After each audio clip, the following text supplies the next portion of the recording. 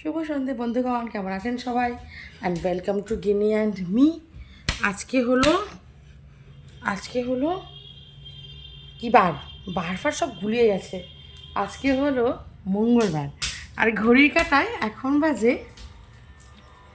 6:15, সন্ধ্যা 6:15। চারিদিকে দেখুন সন্ধ্যা হয়ে গেছে, দেখতে পাচ্ছেন? বাইরে পুরো অন্ধকার। আর আমি এখন থেকে আপনাদের সঙ্গে বকরটা স্টার্ট করছি। সকাল থেকে ব্লগ করতে পারিনি, ক্যামেরা হাতে ধরতেই পারিনি, তার কারণ উল্টে পড়েছিলাম। আর ঘরবাড়ির অবস্থাও খুবই শোচনীয়।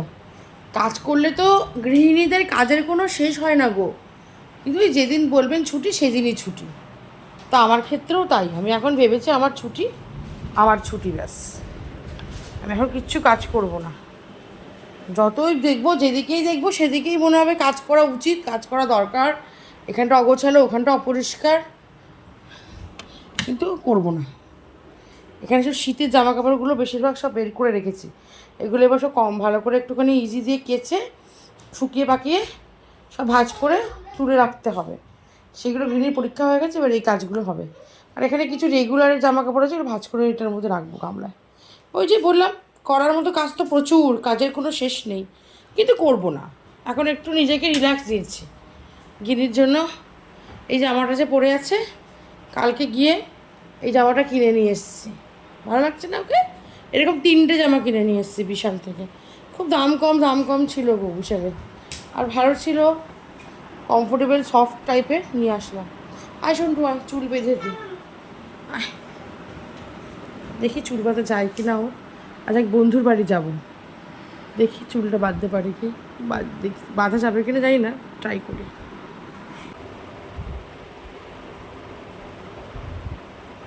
দেখুন আজকে প্রথম গুরুর চুল বেঁধেছি, বাঁধা গেছে চুলটা।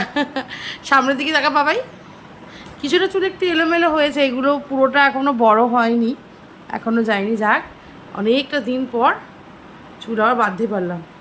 এখানটা চুল একটু কম না কি বলতে, এদিক এদিক হয়ে গেছে, কী জানি। মাথায় তেল দিতে হবে শোনটাই, মাথায় কিন্তু অনেক তেল দিতে হবে রে। এক্ষুনি একটা দিদির বাড়ি থেকে ঘুরে চলে এলাম। আর যারা ভাবছেন যে লেখা শুধু ঘরের ভেতরেই ক্যামেরা নিয়ে আমাদের সাথে কথা বলে, রাস্তায় কেন কথা বলে না, তার একটা প্রধান কারণ হচ্ছে আমার গিনি প্রচণ্ড ছোট। এর আগেও আমি বলেছি। আর আমার বাগুহাটি রাস্তায় যেখানে আমি থাকি, সেটা প্রচণ্ড চাঞ্চল্যকর একটা অঞ্চল, যেখানে মারাত্মক গাড়ি ঘোড়া চলে। সেখানে ক্যামেরা নিয়ে বাচ্চা নিয়ে হাঁটা, বুকের পাটা আমার নেই ওই হাঁটার মতন আর কি।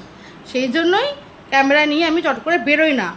আর যেহেতু এই জায়গায় যে দিদির বাড়ি গেছিলাম সেটা একদমই বাড়ির থেকে কাছে, সেই জন্য ভেবেছিলাম আপনাদেরকে নিয়ে যাব, সত্যি বিশ্বাস করুন ভেবেছিলাম। কিন্তু বাইরে বেরিয়ে ক্যামেরাটা বের করতে গিয়ে দেখলাম, ক্যামেরাটা যেহেতু অভ্যাসবশত বাড়িতে রেখে যাওয়াই অভ্যাস, সেজন্য বাড়িতে রেখেই বেরিয়ে চলে গেছে। ওই জন্য আপনাদের আর নিয়ে যেতে পারলাম না গো, আপনাদের ছাড়াই একা একা ঘুরে চলে এলাম। দারুণ লাগলো। 7টা নাগাদ গেছি, আর এখন ঘুরতে বাজে এই দেখুন 9:37, 9:25। আচ্ছা, আমিও ক্যামেরা দেখে উল্টো বলছি, 9:25 বাজে। যে এমনিতেই এই ঘড়ির কাটা আমি বুঝতে পারি না কেন বলুন তো, নাম্বারগুলো সব লম্বা লম্বা দাগে দাগে থাকে, তো আমাকে হিসাব করেই দেখে নিতে হয়। যাই হোক, এসে তো গেছি, কিন্তু খালি হাতে কিন্তু আসিনি।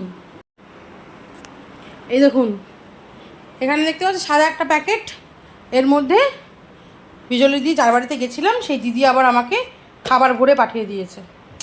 মানে আমি যেখানেই যাচ্ছি খালি হাতে যাচ্ছি আর পোটলা বেঁধে নিয়ে আসছি, বুঝতে পারছেন? আমাকে এরম ভালোবাসে উনি। উনি একমাত্র আমায় মনে রেখেছে গো। আমি কতদিন ওই পাড়া থেকে চলে এসেছি, তাও উনি আমায় মনে রেখেছে, আমিও ওনাকে মনে রেখেছি। আমারও ওনার জন্য খুব মন খারাপ লাগছিলো, মানে ফট করে ঘুরে এলাম। এসে দেখলাম বাড়িতে অরিজিৎ বাড়ি চলে এসেছে। তা দেখলাম একটু বেগুন পোড়া খেতে ইচ্ছা হয়েছিল, সেই মনে আছে আপনাদের বললাম, বেগুনটা কেটে দেখলাম একটা এত বড় পোকা বেরিয়েছে, ওকে গল্প করেছি। সেই জন্য আবার দেখছি চেষ্টা করেছে দুটো কচি বেগুন আনার। আমার তো মনে হচ্ছে পোকা হবে না এবং কচিই হবে। তাই না? বেগুন কী করে চিনতে হয় কচি হবে কিনা? এই যে ফুলটা, এটা আমার বাবা শিখিয়েছে। কিন্তু এই যে ছোট্ট ফুলটা যত ছোট হবে, যেন এটা একটু হয়ে গেছে, কিন্তু এর থেকেও ছোট ছোট দেখবেন ফুল হয়, সেই ছোট ছোট হলে বেগুনটা নাকি ছোট হয়। আমার বাবা শিখিয়েছিল, কিন্তু ভুলে গেছিলাম। তারপর আমার এক বন্ধু আমাকে কিন্তু এটা আবার মনে করিয়ে দিয়েছে। তারপর আমার মনে পড়ে গেছে। আচ্ছা, এই হলো গল্প। আর এখানে পেঁয়াজ বাড়ন্ত হয়ে গেছিলো, একটু পেঁয়াজ মনে করে এনেছে, এই অনেক খেয়ে বাঁচবো। আর ঝিঙেটা আমার বর খেতে প্রচণ্ড পছন্দ করে পোস্ত দিয়ে। ঝিঙে আলু পোস্ত করুন বা শুধু ঝিঙে পোস্ত করুন, খুব মজা। আর আমার কি নেই, সারাদিনই নেচে বেড়াচ্ছে, সারাদিন নাচছে। আমি দেখছি বেগুন তুলেছি, ওর তাকিয়ে দেখলো বেগুনটা কেমন হয়। ও খালি ভাবে পড়াশুনো করে কী কষ্ট, মায়ের কী আনন্দ, সারাদিন খেলাবাটি খেলছে। আজকে ওই ওখান থেকে ফেরার সময় একটু কালী মন্দিরে গেলাম, আজ তো মঙ্গলবার, ভাবলাম যে মায়ের দর্শনটা একটু করেই যাই। আমাদের এখানে একটা ভালো কালীর মন্দির আছে, জানেন তো।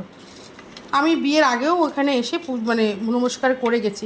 আমি এখানটা ইকোনমিক্স পড়তে আসতাম বাঘাটের ওপারে, তখন আমার বিয়ে হয়নি, আমি ওদিকে চিনতামও না সেই সময়ও এই কালী ঠাকুরের মন্দিরটা আমি আসতাম। যাই হোক, সেই মন্দিরটাতে নমস্কার করতে গেছিলাম, আবার কথা জড়িয়ে যায় রে। আর ওখানে গিয়ে আমার এরকম ঝাঁঝরি পছন্দ হলো, একটা ঝাঁঝরি থালা আর এই ঝাঁঝরি বাটি কিনে নিয়ে এসেছি। দুটো মিলিয়ে হয়েছে 60 টাকা, আর এটা একটা 10 টাকার নুটি। ওই ঝাঁঝরি থালা, ঝাঁঝরি নুটি সব দেখালাম না, এর আগে নানা করে মনে হয় 30টা আছে আমার কাছে। বাড়িয়ে বললাম 30টা নেই, 10টা তো আছেই, মিলিয়ে ঝুলিয়ে বিভিন্ন রকমের। তারপরেও কি হয়, কোথায় যে গুছিয়ে রেখে দিয়েছি। নতুন বাড়ি এখানে শিফট করার সময় আমার মা রান্নাঘরটা গুছিয়ে দিয়েছে, কোথায় যে সে সুন্দর করে তুলেছে, আর অত উপরে তো আমি একদম হাত পাচ্ছি না। এবার প্লাস্টিকের কয়েকটা রয়েছে ঝুড়ি, কিন্তু আমার ভয় লাগছে কি গরম গরম ঢেলে দিত কখন ওই গলে গেলে যাবে। আর আমার কেন জানি প্লাস্টিকের জিনিসের থেকে না আমার একটু স্টিলের জিনিস ভালো লাগে। যদিও আমার শাশুড়ি এগুলো দেখলে বলেন যে টিন কিনে নিয়ে এসেছে লেখা, উনি ঠিকই বলে, ওনার কথা অনুযায়ী উনি ঠিকই বলে, কিন্তু আমার এই টিনের বাসন কেনারই নেশা গো। আমি কি করব, যদি বাই চান্স এই বাসনপত্র কেনার নেশা না থাকতো, কোনো দামি জিনিস কেনার নেশা থাকতো, অরিজিৎ তাহলে পুরো ফতুর হয়ে যেত না বলুন তো। তাও তো ভালো, অরিজিতের অনেক খরচাটা কমের ওপর দিয়ে আমি বাঁচিয়ে দিচ্ছি, এর জন্য ওদের আমার উপর থ্যাঙ্কফুল থাকা দরকার। এরকম ঝুড়ি প্রচুর আছে, মানে হয়তো আমার এই সেম জিনিস এই আরও ভালো কোয়ালিটির, আরও বড়ো, আরও সুন্দর, হয়তো ওই ওপরের রান্নাঘরের ওপরে যে লকগুলো আছে তাতেই পাওয়া যাবে, কিন্তু কোথায় রেখেছে টেনে হিসেবে বেরই করতে পারছে না ওপরের জিনিসগুলো, বুঝলেন, ওই জন্য আবার নতুন করে কিনতে হলো। আর এখানে এসেছি প্রায় 3 বছর হতে চলছে, এখনও যদি ভালো করে না করি না অসুবিধা হচ্ছে। ঝুড়ি প্লাস্টিকের ঝুড়িটা ইউজ করতে অতটা ভালোবাসি না, ওই ভয় লাগে যে কী বলুন তো, হয় আমার যেটা মেন সমস্যা যে ধুয়ে জায়গাটা কম থাকে, তার আমার বারবার রান্না করতে করতে গ্যাসের কাউন্টারটা মোছা পরিষ্কার করা অভ্যাস, তো সেই কারণে কী করে নিচেটা ধরুন পরিষ্কার করতে গিয়ে ওই তুলে আমি প্লাস্টিকের ঝুড়িটাই হয়তো দেখা যাবে গরম যে ঝিক থাকবে, চূড়া থাকবে, রান্নার পরে ওইখানে বসিয়ে দেবো, আর গলে যাবে। এরকম আমার সঙ্গে একবার হয়েওছে বিয়ের পর। সেই জন্যই আমি সবসময় স্টিলেরটা পছন্দ করি, যে কী হবে বড় জোর মানে গরমটা তো ছ্যাঁকা লাগবে, কিন্তু নষ্ট তো হয়ে যাবে না, এই জন্যই আরও স্টিলের জিনিস ভালোবাসি। এবার স্টিল বলা যায় না, আমার শাশুড়ি মা যেরকম বলেন এগুলো টিনের জিনিস, মানে খুব কম দামি যেটা আর কি। স্টিল বলতে যেটা বলে চুম্বক, যেটাতে ধরবে না, মানে চুম্বক নিয়ে গেলে স্টিলের গায়ে লাগালে সেটা কিন্তু ধরবে না, এটা হলো স্টিল, কিন্তু আমারটা সেরকম না, এই যথেষ্ট ধরবে, এবং এটা হয়তো 2 দিন পরে জংও ধরে যাবে। 60 টাকা এর থেকে বেশি আপনি এক্সপেক্ট করেন বলেন তো? আজকাল তাহলে 60 টাকায় কিছু হয়? কিচ্ছু হয় না গো। আমাদের এখানে এক প্লেট মোমোর দাম 80 টাকা, মানে 5টা মোমো দেয় তাদের, ওই জন্য আমার আর কিনে ঝগড়া লেগে যায়, 5টা হয়ে গেল কেন, কে 3টে খাবে সেই নিয়ে, জানেন। মেয়েটা তো আমার মতনই হয়েছে, খাদ্যরসিক একদম। মোমোটা আসলে খেতে খুব ভালোবাসে গিনি, খাওয়ার মধ্যে খুব খুব চুজিও, যেটা ভালোবাসে সেটা অনেকটা খাবে, আপনাকে বলতেও হবে না, কিন্তু যেটা ভালোবাসে না সেটা আপনি অনেক বললেও ওকে খাওয়াতে পারবেন না।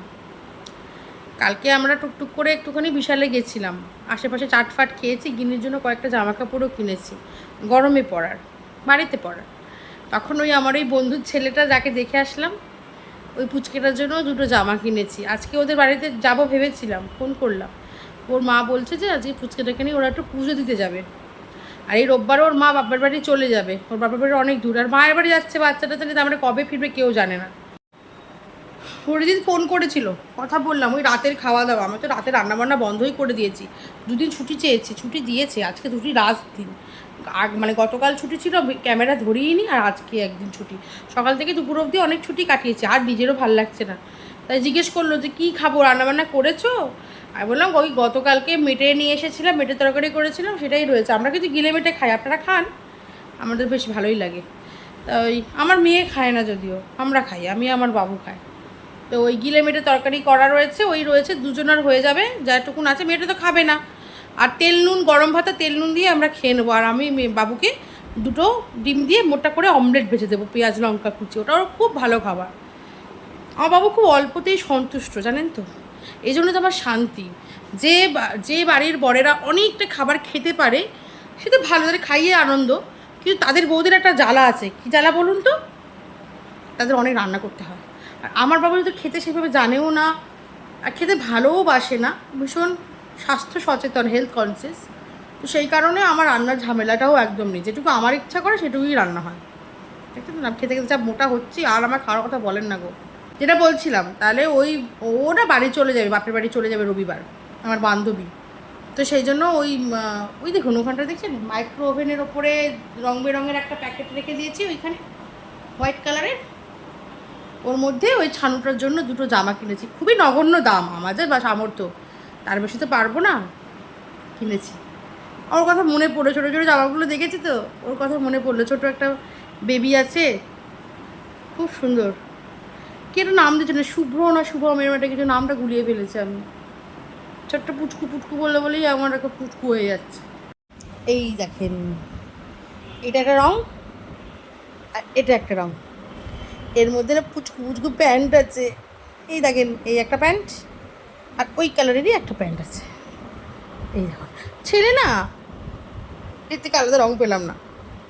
এত সুন্দর সাইজে, খেয়াল গেঞ্জি টাইপের, খুব নরম মেটেরিয়াল। আমি ম্যাটেরিয়ালটা দেখেই মেনলি কিনেছি, খুব ভালো লাগবে ওর পরতে।